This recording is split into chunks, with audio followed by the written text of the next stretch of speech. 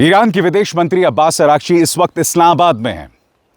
Donald Trump ने ऐलान कर दिया है कि हम अपनी टीम को इस्लामाबाद भेज रहे हैं बातचीत के लिए, मगर यहां पर एक पेच है और वो पेच ये है कि इस वक्त ईरान इस बातचीत के लिए तैयार नहीं है।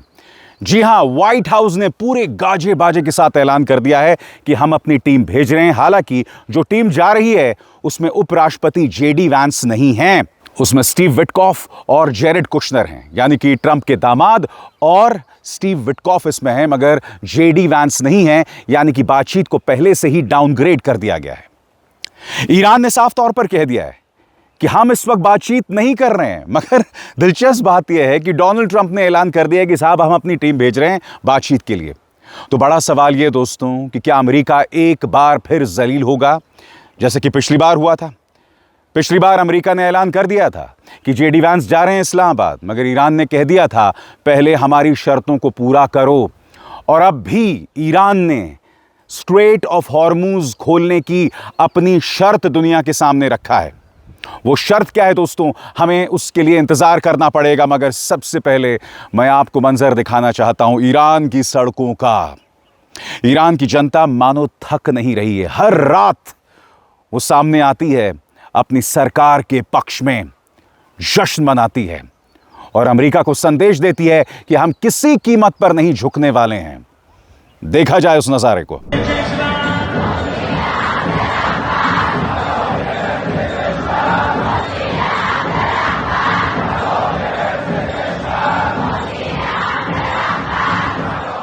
दोस्तों, आपको समझना पड़ेगा कि ये हो क्या रहा है।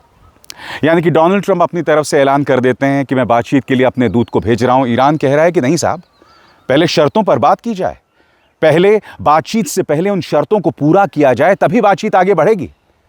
सबसे पहले मैं आपको बताना चाहता हूं, सीएनएन ने तस्वीर पेश की है और कह रहा है US envoys Witkoff and Kushner heading to Pakistan tomorrow, यानी कि कुशनर और स्टीव विटकॉफ इस्लामाबाद जा रहे हैं। दोस्तों, अल जजीरा भी क्या कह रहा है मैं आपको बताना चाहता हूं। Iran war live, Tehran's foreign minister in Islamabad, US says envoys to travel for talks. इसके अलावा दोस्तों, मैंने अभी कुछ ही देर पहले आपको बताया कि ईरान अपनी तरफ से क्या शर्तें रख रहा है स्ट्रेट ऑफ हॉर्मूज को खोलने को लेकर। सबसे बड़ी बात जो ईरान पहले भी कह रहा है कि हमारे फंड्स को अनफ्रीज किया जाए, यानी कि जहां जहां ईरानी फंड्स को फ्रीज किया गया है उसे खत्म किया जाए। और स्ट्रेट ऑफ हॉर्मूज खोलने को लेकर बाकायदा अब्बास अरागची ने एक बयान जारी किया है और अमेरिका को यह शर्त माननी पड़ेगी अगर यह बातचीत आगे बढ़े तो।